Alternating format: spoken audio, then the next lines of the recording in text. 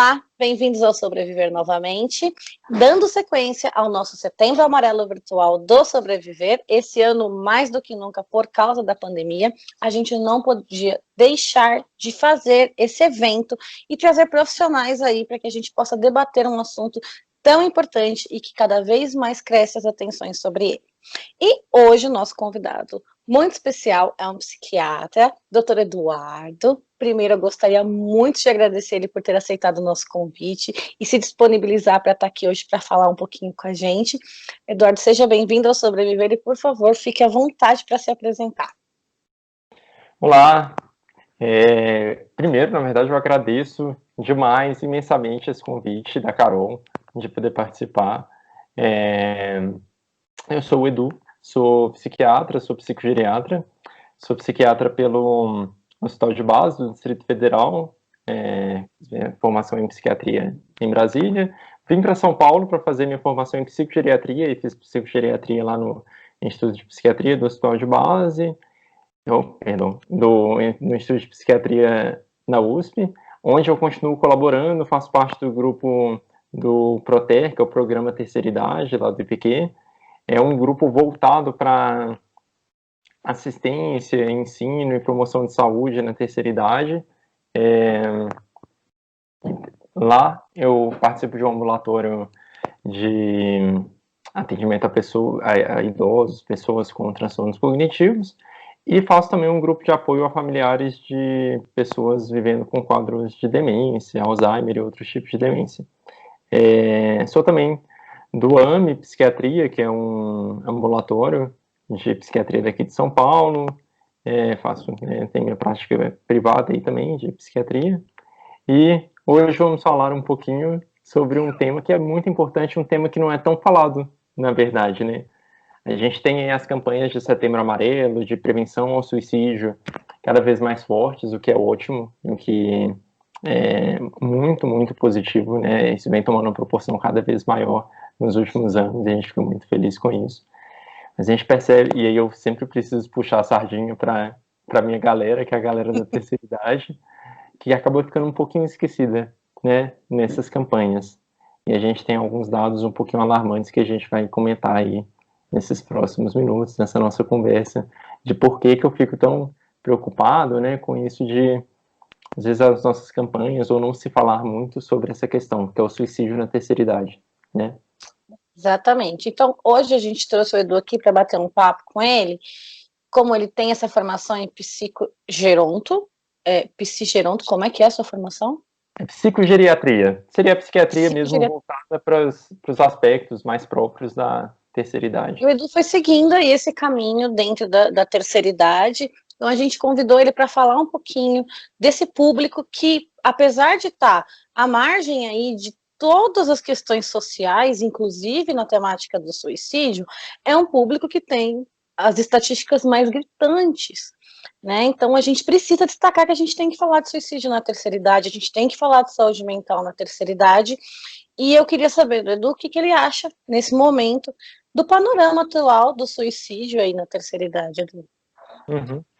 A primeira coisa, já que a gente tem que pensar, é o seguinte, e isso, acho que todo mundo que vem falar sobre aspectos de saúde na terceira idade sempre bate na mesma tecla, que é a questão de que nossa população está envelhecendo, né? A gente está tendo uma mudança aí da pirâmide etária, da distribuição etária da nossa população, e com isso, a gente vem tendo aí esse crescimento da população acima dos 65. Como nós somos ainda um país em desenvolvimento, a gente considera o idoso a partir dos 60 anos, nos países desenvolvidos acima dos 65. Em breve, né, cremos aí que nos próximos anos a gente vai começar a considerar o idoso também a partir dos 65 anos. E aí, com isso, a gente precisa começar a voltar o nosso olhar para essa população que vem crescendo aí cada vez mais e seus aspectos próprios, porque o envelhecer, primeira coisa que eu acho também a gente tem que falar, o que é envelhecer, né? O que isso significa? Então, assim, envelhecer é um processo próprio de todos os seres vivos, né? E existe uma característica que é comum, que é o que vai marcar esse envelhecimento, que é uma maior vulnerabilidade às agressões, né? A gente perde a nossa capacidade de se adaptar as agressões do meio externo, e é isso que acaba definindo biologicamente o envelhecimento, né? Isso a gente está olhando muito para um aspecto muito biológico. Por outro lado, tem outros aspectos do envelhecimento que a gente sabe que vão melhorando ao longo da vida. Por exemplo, o nosso envelhecimento psíquico, as nossas estruturas psíquicas, elas tendem a amadurecer. Então, por esse lado aí, a gente vai tendo um crescimento. A parte cognitiva, a gente tem um ápice aí na nossa meia-idade, a gente tende a ter já algum decréscimo, mas que, de uma forma geral, não causa apreensão e que é normal para aquelas... para os idosos, né, ali da mesma idade, do mesmo convívio, com a mesma formação. Mas, por outro lado, uma questão que a gente precisa marcar é que o envelhecimento acaba envolvendo muitos outros processos e de perdas, né, sociais. E aí seria quando a gente começa a olhar pelo âmbito social, né, o que é o envelhecer. E é isso que acaba até trazendo um estigma muito negativo para o envelhecimento, porque o envelhecimento acaba sendo um sinal de aposentadoria, de perda do convívio com os amigos, de isolamento, processo de luto, né, perda de cônjuges, perda de amigos. Então, o envelhecer acaba trazendo um pouco esse debate, né, essa realidade das perdas. E aí a gente já começa a entrar nesse assunto do suicídio. A terceira idade ela é muito marcada por diversas perdas, né? Perda de família, de vínculo empregatício, de autonomia, questões financeiras. Você acha que isso é um fator de risco mais gritante, esse fator de perdas na terceira idade? Sim. O que deixa a gente até um pouco mais além é isso, gente, que já é citado, já é percebido como um fator de risco para o suicídio em qualquer momento da vida, né? Perda, luto, falecimento de alguma pessoa próxima, e isso acaba sendo uma realidade muito comum no idoso, isso é característica do envelhecimento. Então, a gente precisa já daí já ficar mais alerta, porque esse é um fator de risco muito expressivo para qualquer idade, né? Como é um fator de risco bem estabelecido para o suicídio para qualquer idade. Está falando de processos próprios até do envelhecimento. Além disso, esses são processos que também estão muito associados com doenças mentais na terceira idade, notoriamente com a depressão. A depressão geriátrica, ela acaba permeando muito esses momentos, esses processos de perda. E, na verdade, parece que vai tudo confluindo para isso aí, né? A gente está falando de fatores de risco, que são, na verdade, realidades experimentadas por esse idoso que está navegando aí nesse processo de envelhecimento, que vão confluindo para um estado de angústia, de mal-estar, e que tudo acaba virando fator de, né, objetivamente, é um fator de risco para o suicídio. Mas até quando a gente conversou um pouquinho, como que a gente vai falar, como é que a gente vai abordar os riscos de suicídio no idoso, e aí você me falou, não, vamos fazer uma conversa mais tranquila. Olha, acho que isso vai ser muito proveitoso nesse sentido, assim, de a gente tentar sair daquilo que é uma aula de livro, para a gente começar a sentir, entender, perceber, e mais do que isso, se colocar no lugar, né, para entender, né, fazer esse exercício de empatia mesmo, para a gente entender por que a gente está alertando e chamando tanta atenção para esse risco do suicídio. A gente já está falando de uma pessoa que está vivendo vários tipos de perda. Objetivamente, se eu abrir o livro, eu vou ver que isso é tudo fator de risco para depressão, fator de risco para suicídio, mas eu preciso individualizar mesmo o meu olhar, né? Olhar ali, conhecer, conversar, entender cada um. Inclusive é um fator de risco para qualquer idade, não só para o idoso, né? E quando eu te propus esse bate-papo foi justamente para a gente conseguir diferenciar o fator de risco com um olhar mais humanizado, com mais compaixão para esse idoso e entender a individualidade dele. Acho que é bacana a gente destacar, né? Fator de risco existe, a gente tem uma lista, a gente tem quadros, mas eles não se aplicam a todo mundo, nem todo mundo sente da mesma maneira, então olhar mais individualmente para aquele ser humano e entender o que é fator de risco para ele. Para você, uma perda financeira pode ser, para ele não. Então, entender sobre aquele olhar, sobre aquele indivíduo. Bacana, Bruno. Sim. E aí, né, entrando nesse papo de fatores de risco, a gente tem tudo, além dessas perdas todas que a gente acabou de citar, temos a questão dos transtornos mentais, mesmo de uma forma geral, também de uma forma mais expressiva os transtornos afetivos, os transtornos do humor, né, principalmente a depressão mesmo. E temos o problema por uso de substâncias psicoativas, também especificamente os problemas por uso de álcool, que é mais um outro problema da terceira idade, que às vezes passa um pouco batido, né, até algumas pessoas falam da epidemia silenciosa, que é essa epidemia também de uso de substâncias psicoativas na terceira idade. Enfim, isso acaba se configurando como mais um outro fator de risco. As perdas financeiras, isolamento, tá. E existe um fator de risco que é o principal fator de risco para tentativas para o suicídio, que é ter uma tentativa de suicídio prévia, né? Isso acaba que é mais uma outra coisa que passa batido também na terceira idade. Muitas vezes as pessoas, os profissionais que atendem, não perguntam, né? Mas esse é algo que a gente não pode deixar de falar, né? Que é esse principal fator de risco aí. Mas e voltando só um pouquinho antes até da gente dessa conversa dos fatores de risco, a gente precisa voltar um pouquinho ali na parte da epidemiologia. Eu acabei falando muito isso, né, de que a terceira idade está aumentando, né, a gente está aumentando o número de idosos, a gente está mudando a configuração da nossa pirâmide etária. Mas qual que é a importância disso especificamente do suicídio? Por quê? O adolescente, o jovem, quando ele tenta o suicídio, geralmente, para cada mais ou menos aí, 200 tentativas de suicídio, a gente vai ter um suicídio consumado. No adulto, isso já se afunila bastante. A gente tem em torno de 8 a 30 e pouquinhas, 32, 33 tentativas, 33, né? Para cada suicídio consumado. E no idoso, isso é extremamente alarmante, né? Eu tenho um dado aqui de 1 para 4, né? A cada 4... Eu vi esses dias de 1 para 1, mas eu não sei se isso mudou por causa da pandemia. Entendi. Então é chocante, né? De como eles consumam mais as tentativas de suicídio. E por que isso se dá? Porque geralmente eles usam métodos mais letais, né? E a gente tem não só intoxicação, mas temos o uso das armas de fogo, principalmente em homens idosos, né? Mas aí a gente entra também no que eu falei lá no comecinho. O que é o processo de envelhecimento?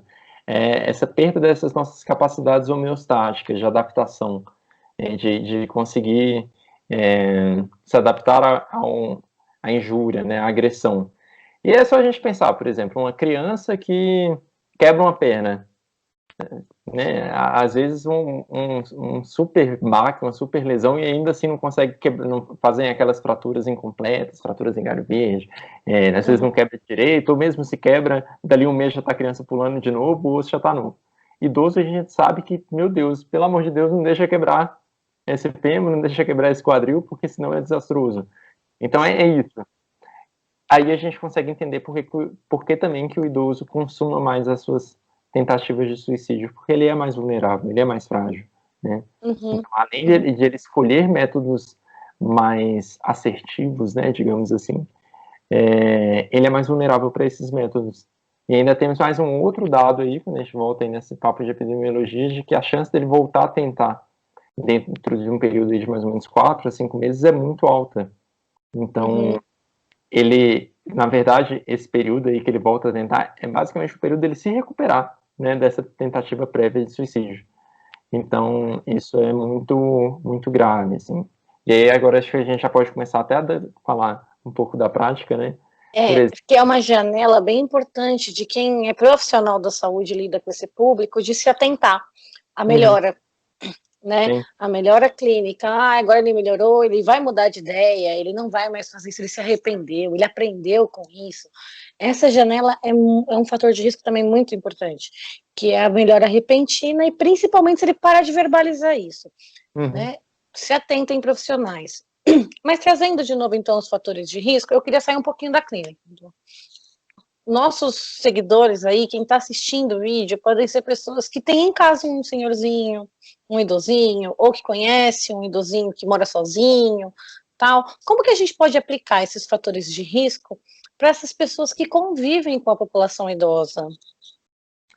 É, eu até acho que o fator de risco assim, vale para a gente ficar atento para esses idosos.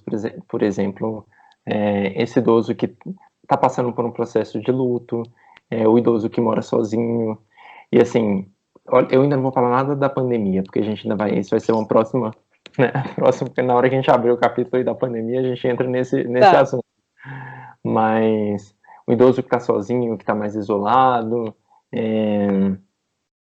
esses, o idoso que faz uso de substância psicoativa, que está passando por um processo depressivo, esse a gente já precisa ficar de olho. E aí que eu acho que é a principal importância de todas essas campanhas de prevenção e de conscientização do suicídio, né, do Setembro Amarelo, que é alertar que a gente precisa falar, a gente precisa identificar, mas também como falar, né?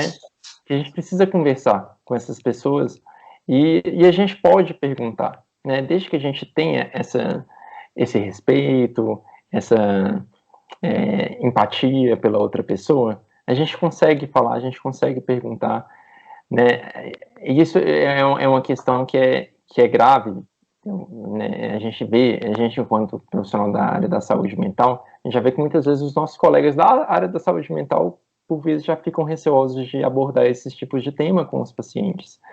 E a gente já está nessas campanhas, na verdade, tentando falar assim, olha, você familiar, converse com seu irmão, tio, pai, avô, avó, para entender o que está passando, o que ele está pensando, o que ele ou ela está pensando, né? Desde que isso seja feito de uma forma respeitosa, empática, e até se é uma pessoa que você tem um vínculo aí familiar, afetiva mesmo, né? Uhum. Para tentar acessar isso. Os fatores de risco entram nessa lógica de, olha, essas pessoas precisam de ter uma atenção especial, eu não posso perder essas pessoas de vista. Mas, na verdade, eu acho que toda essa campanha, todo esse nosso papo, é para a gente conversar com as pessoas mesmo e deixá-las cada vez mais conscientes que essa é uma conversa que é natural, que a gente tem que ter com todo mundo. Porque a gente tem uma certeza que a gente tem na vida é que a gente vai morrer. Então, assim, a morte Uhum. precisa ser algo conversado, precisa ser algo discutido. A gente precisa ter mais naturalidade para falar sobre isso, né? E A até... conscientização, né, Sim, de desmistificar o suicídio, porque não sim, basta a gente falar para as pessoas falem sobre, mas saibam ouvir. tá bom, ver, exato. Então, se eu falar, mas será que eu vou dar ideia? Será que eu vou incentivar?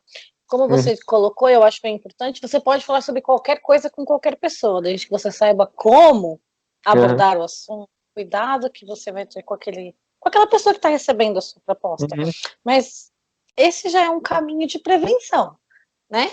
Então, eu estou vendo alguém, estou preocupada com alguém, eu abro o campo para aquela pessoa chegar e falar. uhum, Esse já é um caminho aí de ato preventivo. Já sim. saímos aí da. Não, e até, voltando só nessa questão de como conversar, né, como falar, eu ouvi uma coisa esses dias que me trouxe essa reflexão também, que de uma forma geral, qual que é a fala padrão, né, das pessoas antes, né, que não tem não tem alguma conscientização, né, nesse lado de como abordar. Assim, se alguém fala sobre suicídio, qual que é a resposta padrão da pessoa que não tem muito feeling, né, com isso? Você vai falar assim, nossa, mas você tá pensando nisso? Você é tão novo, né? Você é tão jovem, tem tanto... Aí você já pensa assim, meu Deus, né? Como que essa pessoa vai abordar um idoso se um idoso falar sobre suicídio, falar que pensa em morte, né? Então, a gente precisa de ter essas conversas, esses debates, Uhum. justamente para mudar essa forma de abordagem, que já não é uma forma de abordagem adequada para Sim, nenhuma idade, e não. principalmente para que não cheguem, né, nos nossos idosos aí com esse tipo de retórica. Você tem tanta vida pela frente, aí o idoso olha e faz: Oi? Não tá me ajudando. Você é tão novo. Você fala assim, Bacana. Bom, dando continuidade, então a gente bateu muito em fator de risco, ou seja, o que a gente tem que observar nesse idoso que possa estar colocando ele dentro de um grupo de risco para suicídio? Então, perdas materiais, pessoais, familiares, financeiras, de autonomia, então aquele idoso que se torna dependente e acaba se vendo como um peso para quem está cuidando dele. Dor crônica, né? Aquele paciente que tem uma dor que não tem fim, ou que tem uma doença que não tem cura, tá? Bem, isso é o que a gente deve observar. Legal. Mas vamos falar um pouquinho de fator de proteção. Né? O que você vê como fator de proteção dentro da geriatria? Sim. Aí dentro, fator de proteção também é algo delicado. Muito obrigado, Carol, por ter lembrado aí de doenças, né, dores crônicas, isso que a gente falou aí dos processos de perda, né, perda de saúde, perda de funcionalidade, né, perda cognitiva também são fatores de risco, dor crônica, que é tão comum, né, no idoso. E aí, quando a gente começa a falar de fatores de proteção, é outra questão que a gente precisa sair um pouco dos livros, né, porque a gente vê lá no livro, por exemplo, ter um cônjuge, né, ter um suporte familiar, são fatores de proteção. Assim, quem que é esse cônjuge, né? Quem que é essa pessoa que está ali do lado? Quem que é essa família que está ali do lado? Então, assim, é um companheiro, uma companheira que é capaz de fazer essa escuta empática, é capaz de oferecer um acolhimento ao sofrimento daquela pessoa, mesma coisa a família. Então, quanto mais a gente, né, abre o livro e tenta ler os estudos, a gente acaba se distanciando um pouco dessa realidade clínica. Então, acho que é importante a gente pensar isso, assim, qual que é qual que é a base ali que essa pessoa tem, quais são os recursos de enfrentamento que ela tem. Aí a gente lembra até que personalidades, mas pessoa que tem uma personalidade disfuncional ao longo da vida, que tem mais impulsividade ao longo da vida também são fatores de risco, né? Então, isso tudo do outro lado vai acabar entrando como um fator protetor, né? Pessoa que está num ambiente familiar mais acolhedor, que tem um cônjuge, que tem mais suporte familiar, a pessoa que tem um transtorno mental, mas que tem um apoio de estar em tratamento, de ter um local, né, uma estrutura, um serviço de tratamento, isso tudo acaba entrando aí como fatores protetores também para o suicídio, né, na terceira idade, o suicídio de uma forma geral também. Mas aí é onde a gente precisa individualizar e tentar entender dessa forma, tá? Entendo que esses são fatores protetores, mas deixa eu conhecer, né, quem que é o cônjuge, quem que é, porque às vezes a gente vê isso na clínica, né? Quando a gente senta para conversar com a pessoa, né, nosso paciente está ali com pensamento, ideação suicida, a gente vai conversar com o cônjuge, a gente vê que aquele ali não é o melhor recurso, não é o melhor fator protetor mesmo para essa pessoa. A gente precisa dispor de outros recursos, talvez ali naquele momento, né? Então, de forma geral, o que a gente pode deixar claro é assim: escute o idoso. Sim. Ouça ele. Saia da tabela. É importante, principalmente para profissional, saber os fatores de risco, fator de proteção, mas entender que não se aplica a todo mundo. Família é protetivo para alguns, mas pode ser fator de risco para outros. Vamos olhar aquele indivíduo como indivíduo primeiro e entender, ouvir dele, abrir espaço para ele falar, para a gente entender o que realmente a gente pode fazer por ele. Vamos sair das nossas lentes, olhar pela lente dele e ver assim, como que eu posso te ajudar? O que é importante para você? O que você gostaria de fazer? E aí sim a gente dá um verdadeiro, uma assistência mais verdadeira, mais humanizada, né, Edu? Sim. Nesse ponto é importante a gente frisar que é um discurso comum no idoso, esse discurso da morte, de a morte já está chegando, tá perto, já não tem muitos anos de vida mesmo, seria melhor morrer mesmo. Então, assim, é importante conversar e entender. Até porque isso pode, na verdade, estar sinalizando outras coisas, né? Pode até ser cultural. Isso eu digo com conhecimento de causa. Eu sou do interior de Minas Gerais, cresci no meio de um monte um monte de gente idosa, e era algo que a gente escutava com frequência, né? Mas se a gente esse sentimento, às vezes, de inutilidade, de menos-valia, mas quando a gente sentava ali para conversar e tentar entender um pouco, muitas vezes o idoso está ali com seus planos, tem seus planos, né, por mais que tivessem um extremo de idade, tinha seus planos, olha, mas meu plano, mas eu vou te ver formar, eu quero te acompanhar, ver tais coisas. Muitas vezes essa fala, não, desde que bem entendida, bem acolhida, a gente pode até entender que isso sinaliza outras coisas, né? Vou falar isso, por exemplo, a minha bisa faleceu com 104 anos, e eu acho que desde que eu me entendo por gente, eu escutava ela falando que a morte estava chegando. E aí, ela falava muito, mas era uma pessoa que tinha planos, e era justamente isso. Às vezes, um discurso descolado ali, que a pessoa poderia escutar e pensar, ei, olha lá, tá falando de morrer, tá falando... Não, se sentasse e conversasse um pouquinho mais com ela, ia conseguir entender que às vezes era a forma dela sinalizar um pouco de angústia com esse processo de envelhecer, das perdas, mas que não tinha, de fato, uma ideação suicida, né, que era mais sinalizando outras coisas. E aí eu puxo o gancho para mais uma outra questão. E aí essa é uma questão menos falada ainda. É muito difícil achar algum referencial teórico sobre isso. Que são os idosos com transtornos cognitivos, com quadros demenciais, né, por exemplo, com Alzheimer, isso é muito frequente, que começam a expressar, né, pensamento de morte, começam a falar de, então seria melhor morrer mesmo. Isso, como eu acabo trabalhando e fazendo esse grupo de apoio para familiares com demência, a gente já está aí há 2 anos, eu acho, com o nosso grupo. E já apareceu algumas vezes no grupo, e a gente percebe que, por exemplo, esse discurso de morte, mesmo na pessoa com Alzheimer, muitas vezes acaba um reflexo do estado do cuidador. Quando o cuidador está mais estressado, está mais sobrecarregado e está tendo dificuldade, às vezes, de lidar com esse idoso em processo demencial, com quadro demencial, esse idoso começa a falar isso, que ele quer morrer, porque ele começa a sentir um peso, porque ele sente a carga, né, a sobrecarga que ele está causando. E aí, quando o cuidador melhora a abordagem, fica mais tranquilo, esse discurso para. Então, esse é um assunto que é muito difícil achar algum referencial sobre isso, mas que a Eu gente teve... imagino. A gente Você teve... está desconstruindo a ideia de que o Alzheimer é aquele...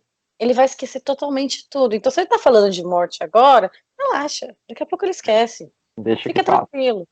Deixa que passa. Amanhã ele nem lembra mais. Olha que importante a gente trazer isso para debate, porque realmente não tem estudos sobre isso, sobre comportamento suicida em portador de Alzheimer. Não tem.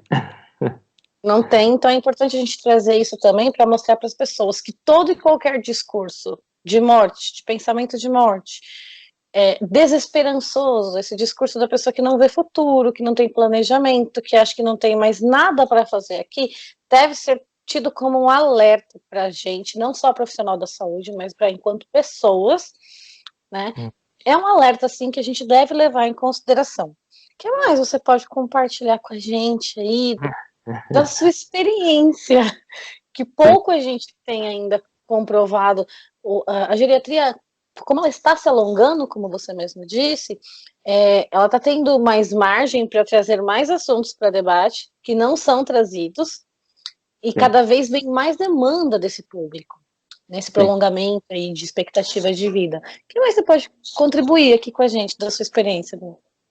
E o que eu queria chamar a atenção também, voltando lá naquele papo de perda, né, na terceira idade, e isso é o que a gente tem percebido cada vez mais na prática, é que além de toda a perda de saúde, né, perda às vezes perda cognitiva, perda de convívio social, o que é muito significativo é uma perda de propósito. E isso é uma coisa que a gente tem que tomar muito cuidado com o idoso, e que a gente tem que, na verdade, mudar o nosso olhar para os nossos idosos. A gente tende a tomar muito a funcionalidade do idoso, e muitas vezes muito bem intencionados. Né? A nossa cultura latina até é uma cultura de fazer pelo outro, fazer pelo idoso, como uma forma de demonstrar respeito, admiração, carinho, afeto. Isso não é tão bom, né?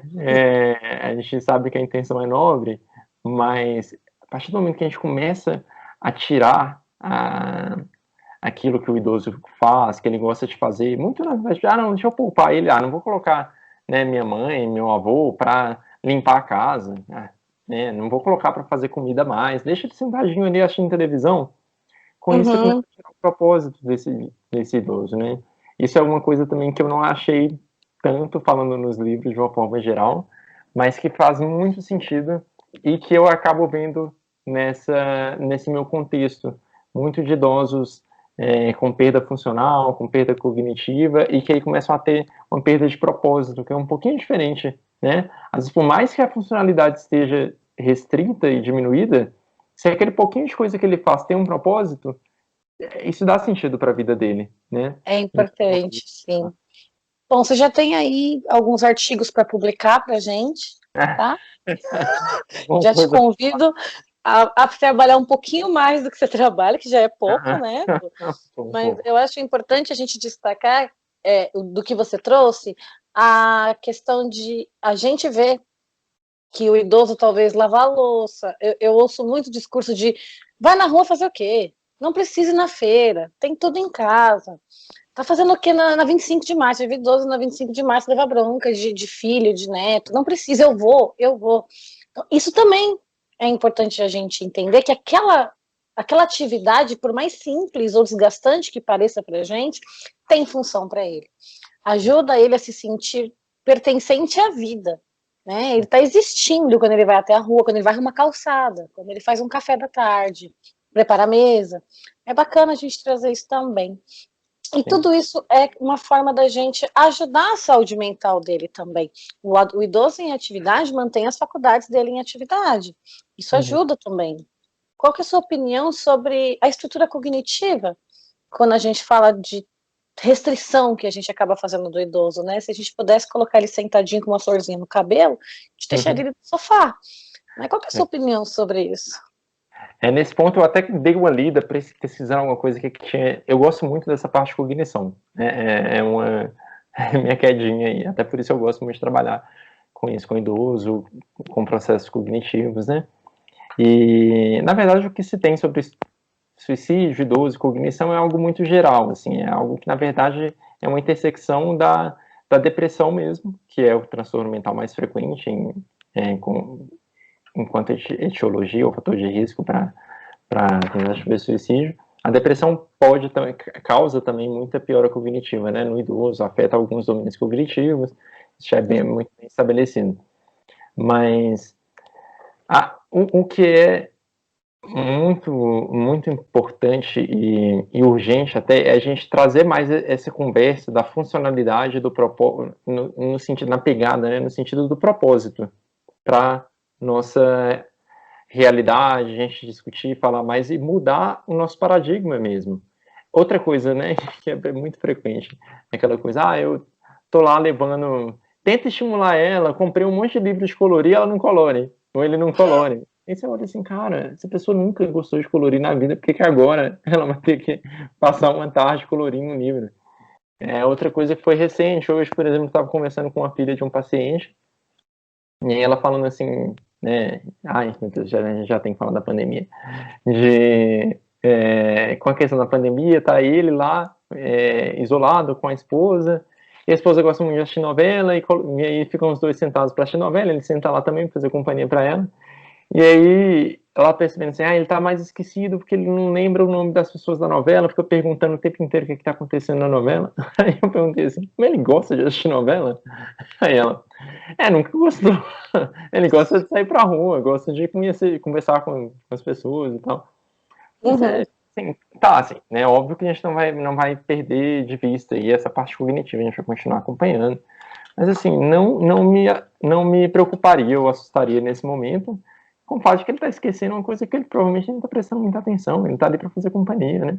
Não tem interesse, né? Memória seletiva? Então é isso, assim, é algo que tem propósito, algo que essa pessoa gosta de fazer, tentar estimular isso, né? e tentar se segurar um pouquinho nas expectativas, né? No que a gente quer, do que a gente acha que é melhor para o idoso. Conversa com ele, com ela, o que ele acha que é melhor para ele ou para ela, quais são os planos dele ou dela para esses próximos anos de vida, né? Independentemente se vão ser 2, 4, 10, 20. Uhum. Tem um propósito de estar aqui. E isso que eu acho que essa conversa, né, de suicídio tem tudo a ver com funcionalidade, tem tudo a ver com cognição também, porque tem que ter um propósito, né? Esse idoso tem que estar com um propósito. A partir do momento quando ele começa a sentir que não tem mais sentido estar aqui, é que ele começa a verbalizar isso de morte, de talvez se morrer já resolvia tudo, que já está fazendo hora extra aqui na Terra. Então, tem, não é um discurso infrequente, mas quando a gente senta, conversa direitinho, escuta, tenta entender o dia a dia, às vezes a gente vê que isso aparece como um sintoma, né? Esse pensamento de morte reflete uma outra situação que ele está vivendo. Talvez auxiliá-lo, né, a descobrir novos propósitos, porque de repente esse idoso ao longo da vida atingiu todos os objetivos que ele queria e se sente um pouco desamparado, mesmo de saber, agora não tenho mais objetivo, agora não consigo conquistar mais nada. Ajudar o idoso a desconstruir. Esses idosos de hoje, nem eles acharam que eles iam ter a expectativa de vida que eles têm. Sim. Né, eles viveram achando que 50 anos era o limite, agora não, eles se veem com 80 e, poxa, eu não planejei nada. Ainda mais chegar tão consciente, assim, chegar ativo, e ninguém tá me dando espaço para isso. Então, ajudar ele a construir esses propósitos, acho que é um caminho bem interessante também. Já, eu não sei, o que você sempre quis fazer e você não pôde? Né? Você trabalhou a vida inteira, e agora? O que você quer fazer? Quer pintar? Vamos pintar. Não quer pintar? Não pinta, então. Mas ouvir, dar voz para ele, para a gente saber o que ele criou na vida dele aí, que ele sempre quis fazer e não conseguiu, ou que ele tem vontade de conhecer melhor, de aprender, e ajudá-lo a buscar esses propósitos. Sim. Mas como o Edu já puxou o assunto da pandemia, né? Não, Eu estava vendo um congresso e algumas pesquisas mostraram, Edu, que o isolamento social serviu até como um fator de proteção para o idoso e um fator de risco para suicídio em adolescentes. Suicídio e comportamento autolesivo, né? Eu queria saber a sua opinião sobre os riscos de suicídio, a taxa de suicídio crescendo dentro dessa pandemia e ser também um fator de proteção. Qual que é a sua opinião da parte, né, de idoso, de terceira idade, no cenário atual nosso? Então, aí eu vou até te falar esse sentido, assim, acho que ainda é tudo muito dinâmico, é tudo que a gente está vivendo. Então, teve mesmo isso, né, ali do começo, de que pareceu como um fator protetor, os idosos mais seguros, e aí eu vou te falar da nossa percepção enquanto a gente manteve a prática clínica aí esse período todo. A gente está acompanhando aí mês após mês como que isso vai se refletindo na saúde mental dos idosos. Para a gente é muito claro, até porque num desses serviços que eu trabalho, que tem muitos idosos, né, a gente atende mais de 1.200 idosos, e não paramos em momento algum ao longo dessa pandemia, continuamos os atendimentos. O que a gente percebeu? Assim, no começo, os idosos lidaram melhor, muito melhor do que os adultos e jovens. Né? E aí reflete essa questão de que funcionou ali como um fator de prevenção no começo. Só que eu falo que isso é tudo muito dinâmico, porque agora a gente já está indo para o 6º mês de isolamento. Já estamos, né? Acho que essa semana completamos aí os 6 meses de isolamento. Ainda sem muita previsão, né? Ainda vamos mais alguns meses. Então isso está mudando sempre. E agora a gente começa a ver outro cenário. Agora a gente está começando a ver esses idosos ficando muito adoecidos pelo isolamento, sabe? Principalmente porque eles veem pela janela que as pessoas estão voltando a sair para as ruas, né? Eles veem que os jovens, os adultos estão voltando a sair, eles têm o receio de que essa pessoa está saindo e vai voltar, eles estão com saudade, eles querem ver, eles têm a desesperança. Isso a gente percebeu ali no comecinho que quando veio essa primeira notícia, né, da pandemia, a necessidade do isolamento, muitas vezes os mais jovens, adultos, não tiveram muito mais dificuldade para lidar por ser uma situação toda muito nova. A gente é uma geração do agora, né? Os idosos já passaram por muita coisa, já passaram por muitos problemas, não só pessoais ao longo da vida, mas por muitos problemas sociais, muitos problemas mundiais, né? Idosos aí que já viram guerra, né? Então, isso ali no princípio, no início, eles conseguiram lidar muito melhor e a gente ficava até era uma coisa que a gente conversava nos corredores, assim, de olha como a gente estava muito surpreso de ver como que os idosos, né, como que nossa equipe, os idosos estão lidando bem, conseguindo lidar bem com a pandemia, fazendo isolamento direito. Mas agora a gente está começando a ver que parece que isso está mudando. Óbvio que isso vai aparecer enquanto ciência, né, enquanto dado, um pouquinho mais para frente, né, mês após mês mesmo, né, dia após dia. Mas Mas agora a você gente... associa a retomada da nova normalidade nesse reflexo que você está vendo nessa alteração na clínica, ou você acha que é um reflexo mesmo do isolamento como um todo, Edu? Acho que é os dois. Acho que é um reflexo tanto do tempo já, muito tempo, né, isolados, mas o estigma mesmo, o peso de ser grupo de risco, só por existir, né? Eu existo, eu Sim. já sou grupo de risco para essa doença. Uhum. Vou até te falar hoje, por exemplo, né, uma idosa que eu atendi, que tem pensamentos de morte, ela tem uma ideação frouxa, suicida, mas ela fala, olha, mas eu morro de medo desse coronavírus, porque eu sei que é muito sofrido, eu sei que é uma morte muito sofrida. Eu não quero morrer de falta de ar, eu não quero morrer sofrendo sozinho no hospital, né? Uhum. E aí, junto com isso, então, assim, é mais um fator de risco, né? Mais esse medo, essa angústia toda gerada aí por essa doença, ainda em grande parte muito desconhecida, né? Sim. Mas agora a gente está vendo isso se refletir de uma forma muito impactante, muito negativa para nossos idosos, de uma forma geral, infelizmente, né?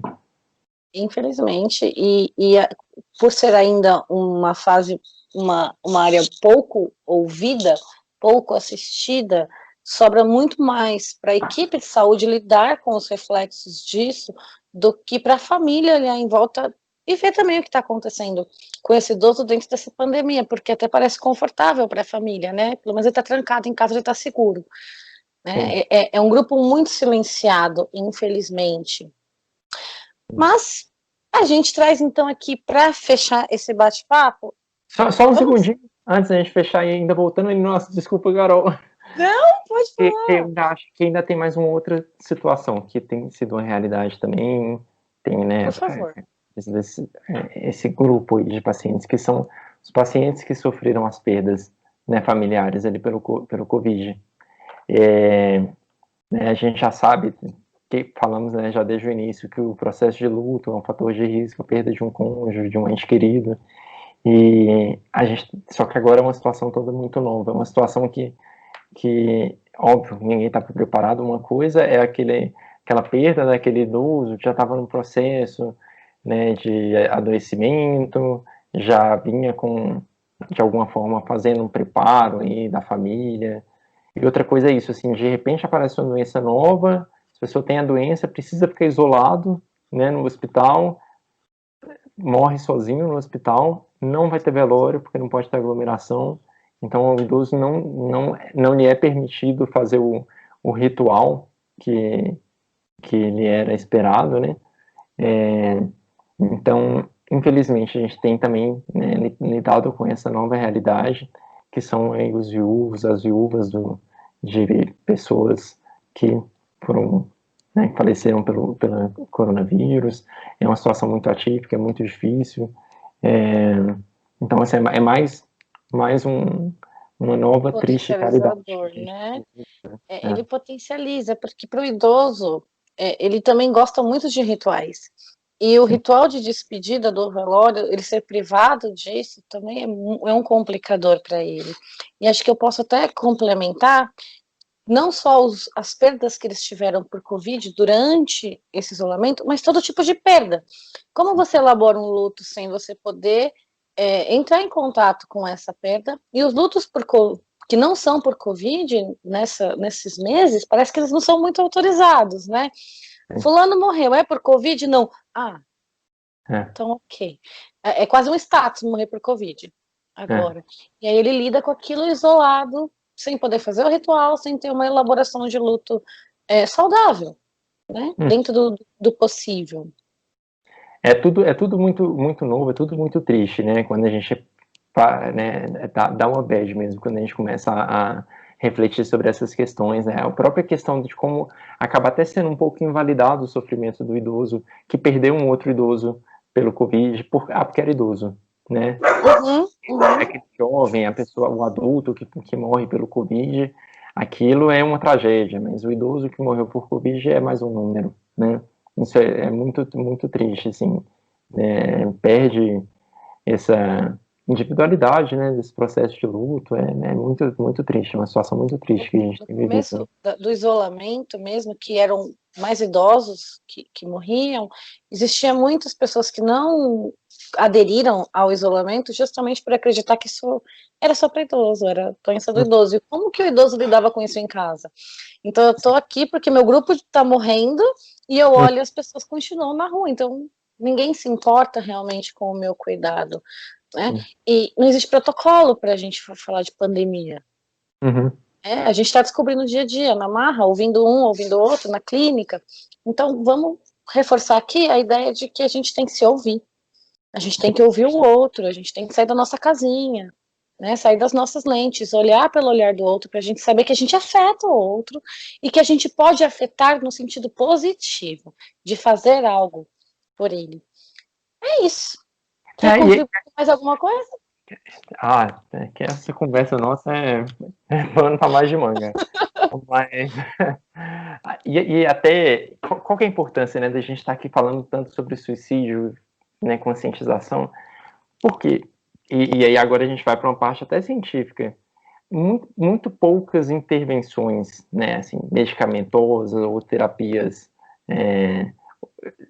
diferentes, assim, terapias novas, mostram ser eficazes na questão de uma prevenção de suicídio naquela pessoa que está com ideação suicida.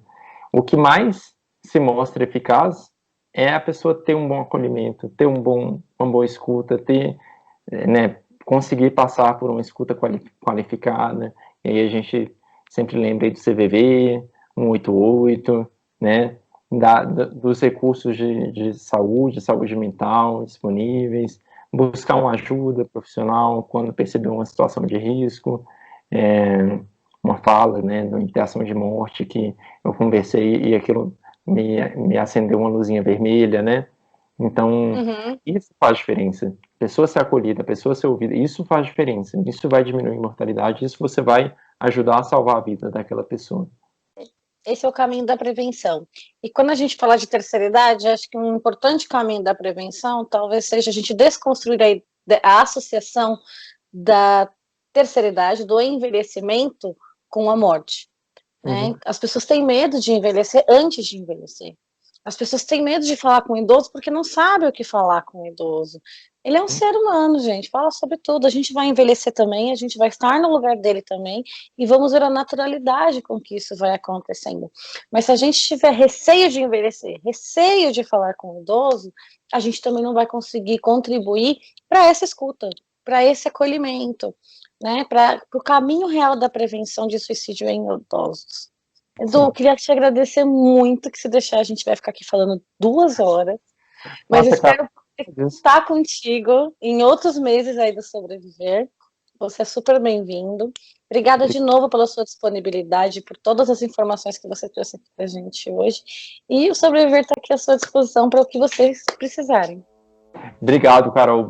Muito obrigado mesmo pelo convite. Essa conversa maravilhosa e gostosa, né? Agradável.